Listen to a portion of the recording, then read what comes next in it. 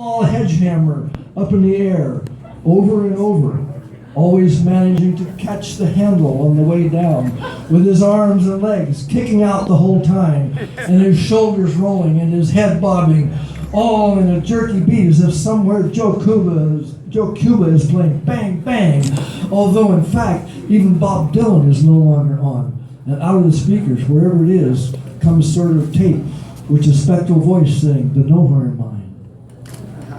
Kind of like this.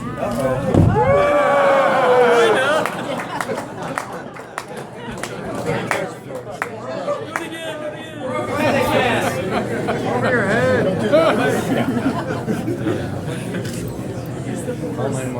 Yes, of course.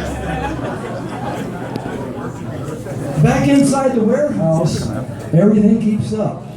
Slowly and getting more and more of a strange feeling about the whole thing.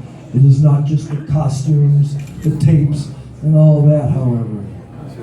The feeling again when the flag people start coming up to me and saying things like, well, when Cassady is flipping the sledgehammer with his head down, mauling the universe, just mauling it all out, and blam! The sledgehammer, he misses it, and it slams into the concrete floor of the garage. And one of the flag people says, you know, the chief says when Cassady misses it, it's never an accident. When Cassady misses, it's never an accident. He's saying something. There's something going on in the room. Something's getting uptight. There's bad vibrations, and he wants to break it up.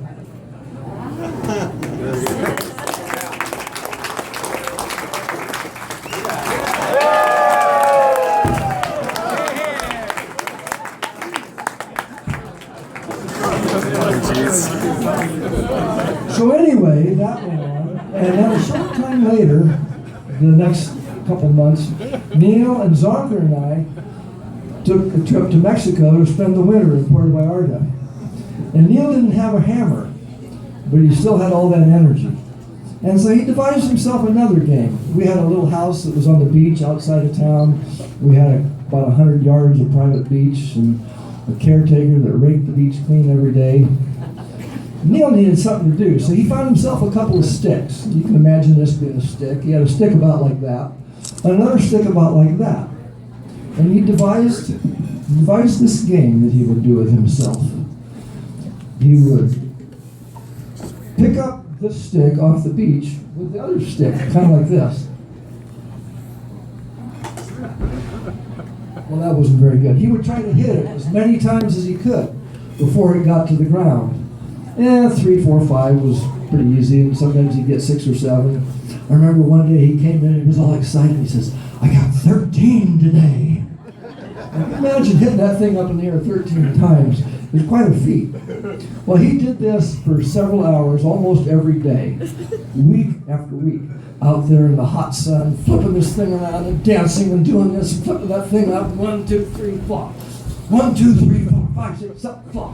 1, 2, 3, flop. 1, 2, 3, 4, 5. And he would do that hour after hour after hour. And every day, the beach looked like a herd of cattle had trampled it after they did so neatly rigged. Well, one day, Zonker and I drove into town for the afternoon, and we came back, and as we're walking up to the door, Cassady came running out. Don't fight this guy! Don't fight this guy! He said. What guy? And we looked behind Neal, and there's this little Mexican guy, a kind of old guy, from our viewpoint, not as old as we are now, but anyway, he was just kind of sitting there calmly with about a half a bottle of tequila in front of him. And I looked at Cassady, and he was kind of thrashed. He was kind of beat up. He had little welts and cuts and shit all over him. I said, what happened? And he said, well, this guy came up to me, and I was, doing my thing, and he picked up a stick, and he says to me, "En garde!"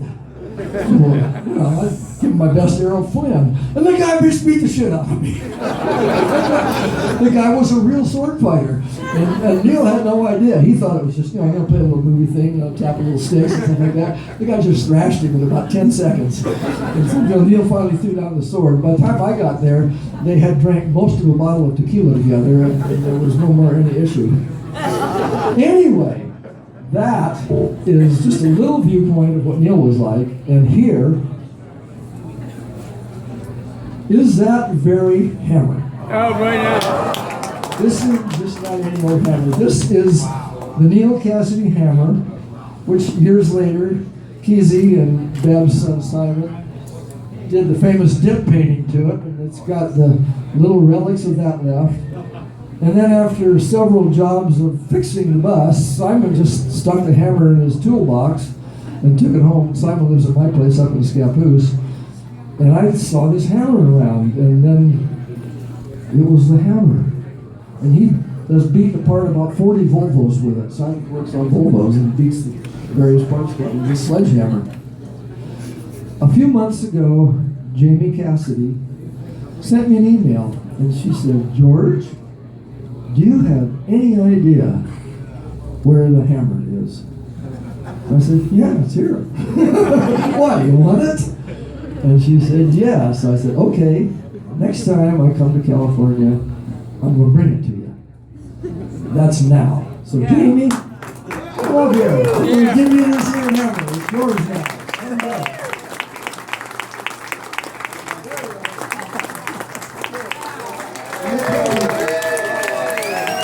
Don't drop it unless you need it.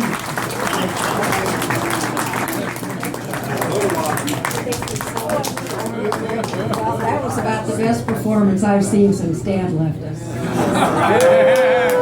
Pretty cool. That was really cool. Thank you so much. You're welcome. For coming down and everybody coming and seeing all the old gang again. And my brother came. John? That's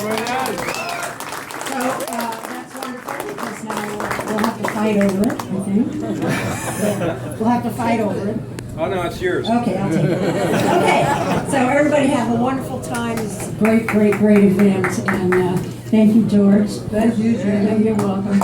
And, For those of you who don't know, these are my original acid test pants, which I have not worn. No, you're over-minded. I have not worn these until today since the last acid test. Thank you all for coming.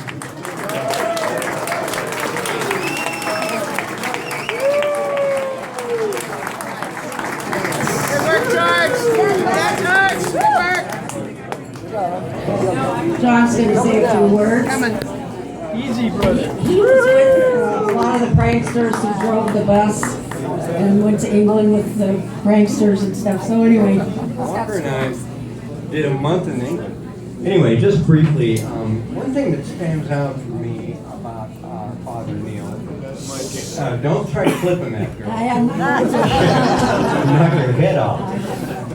Is that he seems somehow to be everywhere at once. Meaning, a lot of people that I've met, like Walker and Babs and all his friends from the day, would say, the guy got around. They'd say, no, he was, we'd pick like a month of June in '65 or whatever.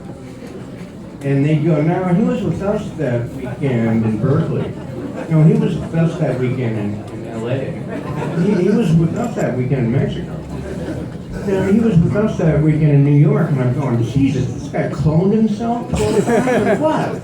Because he was just fast. He was with me that weekend running foot races on the back lawn at our house in Los Gatos, California. And I couldn't believe, I don't doubt any of their stories, because they described exactly what he was doing and how he was and, where they were and everything. But, the guy got around. And I just can't get over it. Okay, and so that stands out in my mind because he was just, everywhere at once and just touched a lot of souls. Thanks for listening. Thank you.